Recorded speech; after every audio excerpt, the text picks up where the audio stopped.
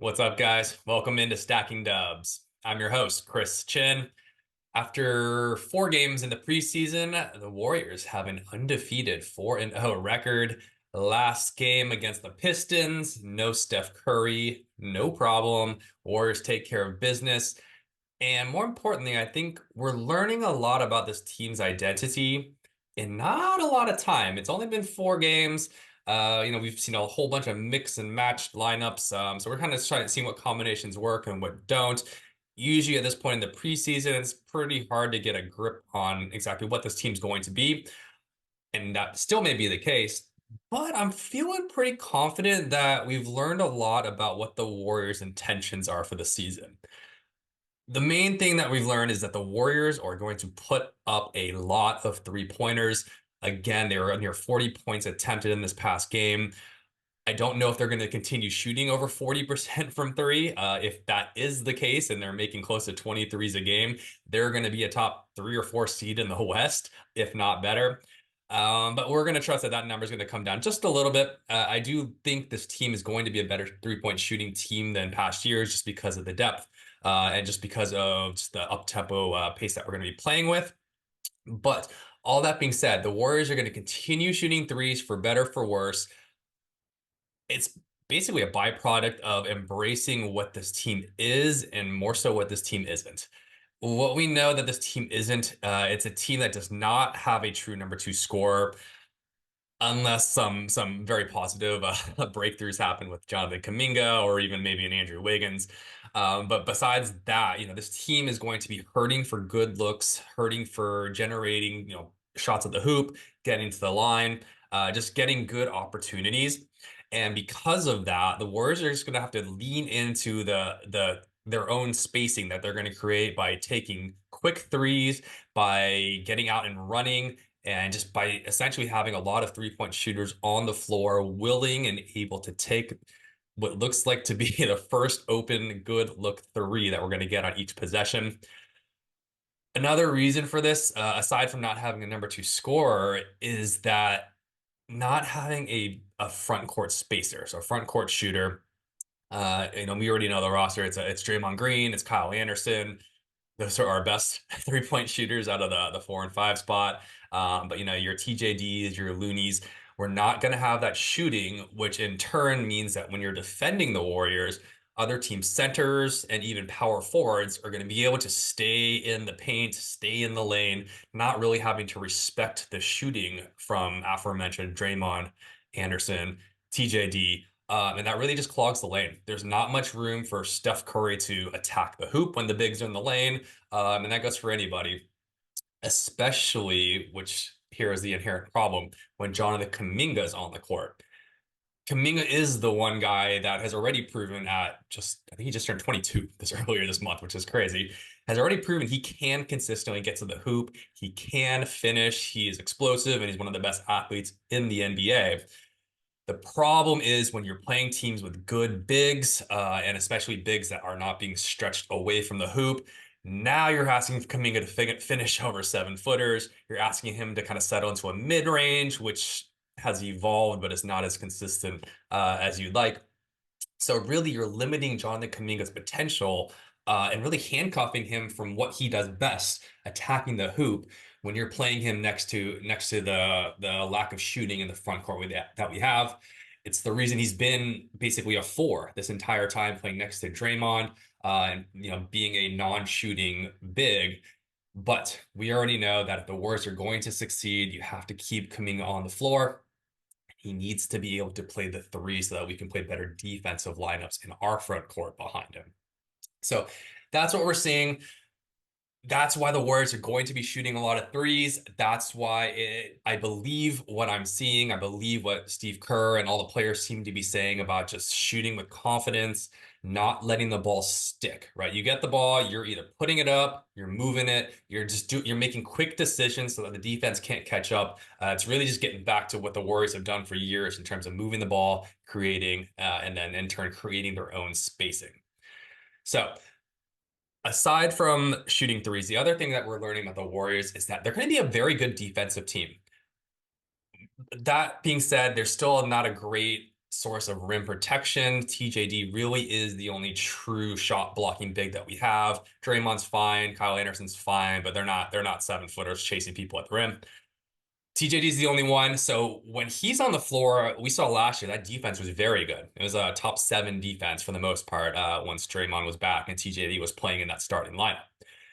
Now the defense has a lot better point of attack defenders. We added Melton. We added Kyle Anderson, who's one of the most underrated defenders in the league. And GP2's back healthy. Wiggins should be back soon enough. So we do have a very good defensive lineup that's versatile and it's deep. With that being said, the Warriors are still going to end up getting beat plenty off the dribble. Can they provide enough help on the back end, especially when TJD's not in, to deter easy layups, deter fouling, sending them to the free throw line, but also avoid overhelping Brandon Pajemski, Steph Curry, Klay Thompson, overhelping in the lane where you're not going to block the shot anyways. At best, you're hoping to draw a charge, Pajemski. But basically avoid overhelping and giving up open threes on the backside. So that's the biggest question that we need to answer on defense. I believe with the new season, new coaching staff, Jerry Stackhouse, great defensive mind here. Hopefully that is the number one issue that this defense addresses. But with those changes, I do think this is going to be a top 10 defense. I think this can be as good as a top 5 defense in the NBA, assuming all goes well. There's going to be a lot of possessions because the Warriors are going to be up tempo. So sure, there might be a little higher scoring games, but in terms of field goal percentage allowed, just in terms of just the overall defensive effort, I think that this team really can be a much better version of what they were towards the end of the season last year. So when you talk about this identity, how is that going to play out in terms of success across the season? Here's how I see it going. If you're going to be shooting a lot of threes, and you're running, you're gunning, you're playing good defense, the pros here is that you're trusting the math and you're trusting 3-point efficiency to keep you in games. You're gonna run teams out of the gym some nights when you're shooting 40% or better from three. There will be nights you're shooting 50% or better from three, which we've already seen in the preseason. You're gonna run most teams, if not all teams, out of the building on those nights. Obviously, there's 3-point variance. There's going to be ups, there's going to be downs. But if this team is as good shooting as they've shown over a 4-game sample size, but just everyone shoots a little bit better than they had in the past, and we continue to shoot with confidence and get good open looks, then I do believe that this team is going to be able to, propel themselves to potentially a 4, 5, 6 seed, and get into the playoffs, skipping the play-in, best case scenario. Here's the cons and the bigger problem to that. That style of play is going to work for probably the first 3.5 quarters of most games. The games that are close and go to clutch time, and we're talking, within 6, 7 points heading into the final 5 minutes, the whole run and gun, get out in transition, up tempo, just shooting the first good three that comes along, that no longer is effective. Teams are going to force the Warriors to play in the half-court offense. That's what happens in the playoffs. That's what happens at the end of games. Teams are getting back. They're not getting beat in transition. The defensive intensity rises 2 or 3 levels. And now the Warriors' flaws are going to really, really prevail here. It's going to, obviously, you're hoping that Steph can continue as Superman charade and be the clutch player of the year. You're hoping that he can just basically provide enough offense and the defense holds up behind him for the last 5, 6 minutes of the game. In reality, that is not going to happen every night. It's going to happen if Steph Curry's going to get doubled, or Steph Curry's just not going to be on making every shot that he shoots like usual. And the Warriors are going to have to find a secondary source of half-court offense. So how and where is that going to come? I mean, it has to be Jonathan Kuminga is the first source of isolation scoring where, hey, can Jonathan Kuminga step up and be a true number 2 in clutch moments and really deliver and score at his normal 50% or above stretch or get to the line? He's shown he can do it during the game, during the middle of games, beginning of games. We haven't really seen it towards the end of games, save for, garbage time and preseason games. Can Kuminga really score when his best is required? We're going to find out what the 22-year-old has. That would obviously be solution number 1. Number 2 is, can we find somebody that can put the defense in a rotation other than Steph?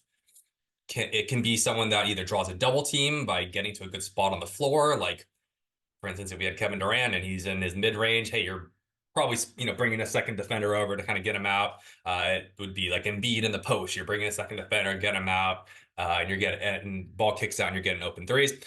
The Warriors don't have that. What they do have is either, assuming the closing lineup, either Melton or Pajemski as your secondary creator, and you're praying that they can beat their man off the dribble, get into lanes.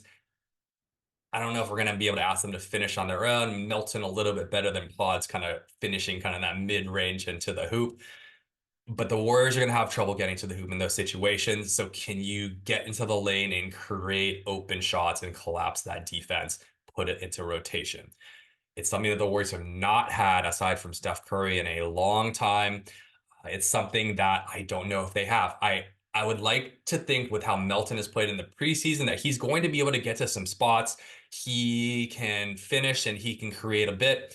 Pajemski, he gets better to his spots. He's really a true point guard. He really does, get to spots, make good decisions. He can, kind of wall off his defender on top and get into the lane. And the problem with that is he kind of gets inside that free throw line and he doesn't really have that go-to finish. The floater is inconsistent at best. He doesn't finish well at the rim, and in clutch times, there's big guys in the lane. There's just no way he's going to be getting layups. He can pass out of there, which he does well, but can he be a scorer in those situations, especially late game? I don't know. So I guess the answer really Melton Pods.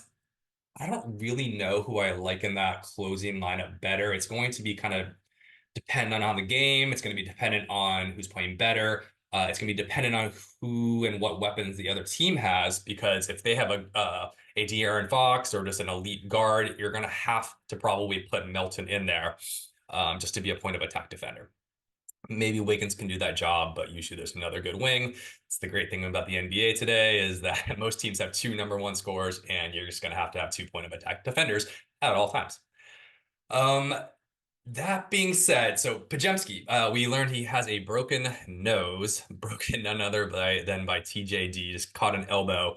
I'm trying to set a screen for him. So broke his nose.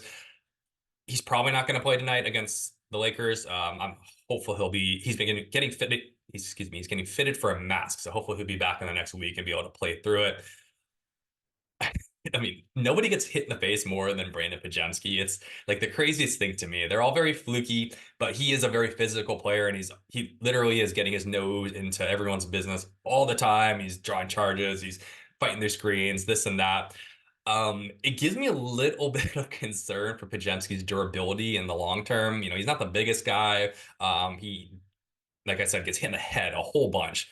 Do you guys remember Carlos Hyde on the Niners, right? Running back, a lot of potential, but you can just see every time he got tackled or just every carry he had, there's always just a ton of just a huge collision. And just he's either trucking somebody in most cases or he's getting hit hard by two guys.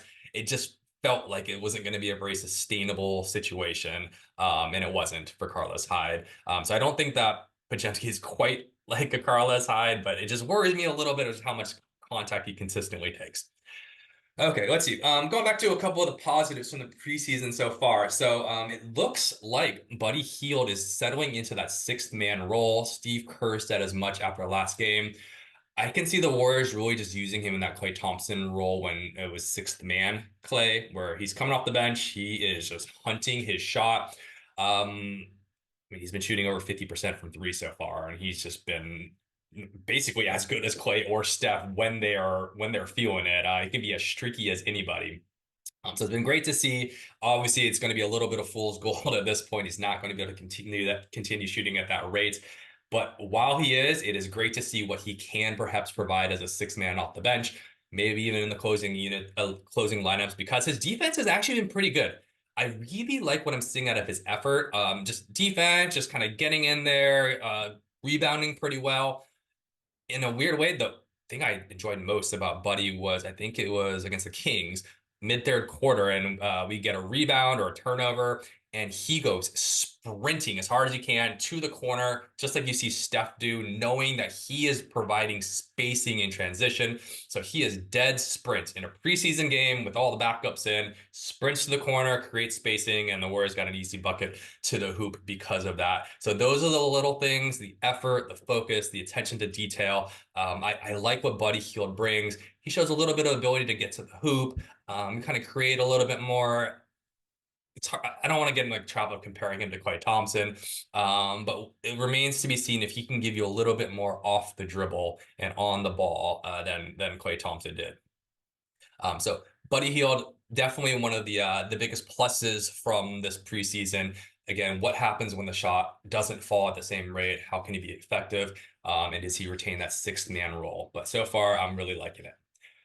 Also playing out of his mind especially in terms of shooting, we already talked about is Jonathan Kuminga. He is also shooting over 50%. I think he is 10 for 18 on threes, which is 55%. And per 36 minutes, he's averaging 21.8 points scored. That is the number that if he can get anywhere above 20 points per game, now that is a legitimate solid number two scorer. We're going to talk a little bit later this week. I'm going to kind of go through all the number two scorers in the West just to show you that, hey, there is a need for a number two scorer, but there are ways around it where some of these number two scorers are really only dropping just above 20 points. So that's where Kuminga's going to need to settle in. What I like most about Kuminga is it has not just been on dunks and layups. It's been a lot of jumpers. It's been a lot of confident threes that he's getting up, no hesitation. Yeah, he's shooting a couple off the dribble, a couple that are a little ill-advised, but honestly, I like the confidence and he's knocking them down. So if you're going to knock those down, and those are considered in-rhythm shots, you're going to start seeing a little bit of that spacing provided that we desperately needed by Kuminga out of that small forward position. If that starts to open up the floor a bit, then now we're talking about, hey, the Warriors have a chance to make a little bit of noise here, and Kuminga has a chance to potentially be back in the Bay Area for the All-Star game, representing the Warriors as our second or maybe even third All-Star. We're getting ahead of ourselves, but I just like to see that Kuminga's game seems to have kind of stretched out beyond the perimeter. We already know that he can get out in transition and he can get to the hoop. Lastly, Moses Moody has been great in the preseason. None of us are surprised. You give Moses some minutes and he's going to reward you and play well. That's been the trend. The trend also is he hasn't gotten the minutes and no one can figure out why. I don't have any answers to that. I guess what my question is what is Moses Moody's role going to be? Is it going to just be as, what do we call him? Is the 10th man off the bench and you're waiting for an injury to GP2 or whoever? I'm not even going to name names. You're waiting for an injury for Moody to get minutes. It cannot be that. Moody so far in the 4 preseason games is averaging 14 and a half points per game. Per 36 minutes is 25 points. And he's shooting 36%, just like always, on threes. Let's see. My take on that is he has done a much better job getting to the hoop. He still leaves a bit to be desired off the dribble, but at least he's being aggressive. He's been getting to the free throw line, which I love to see. We need more free throws. That is also the Warriors' Achilles heel, and especially if JK is not in, if Wiggins is not being aggressive like he hasn't been for the last year and a half or so.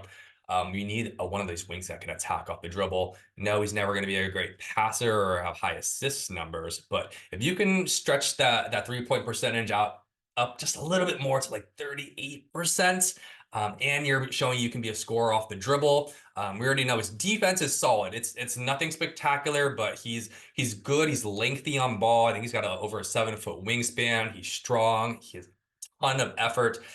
I like him as a defender. The numbers, looking at defensive rating across his career, he's about a 115 defensive rating. That's about league average. I guess we'll take league average if you're going to be scoring 25 points per 36 minutes. But my point is that there is a role for him. And like a lot of the Warriors beat writers and analysts are saying, the Warriors have a lot of good players, but they don't have a lot of great players. Aside from Steph, we got, maybe 10 or 11 good players that all probably need more minutes than they're going to get.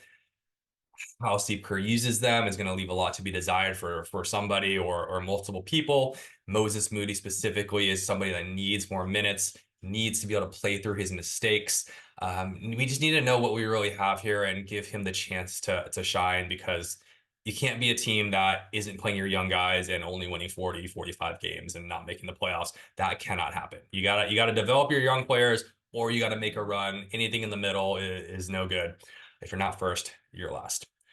So far, we like what we're seeing from the Warriors. We got a couple more preseason games, and then a week from today, we open the season against the Portland Trail Blazers. And hopefully, the opening schedule is a little soft, so we could open up, 6-4, 7-3. Just get this team the confidence that it really, really needs to get off and running with, especially with all the young and new players.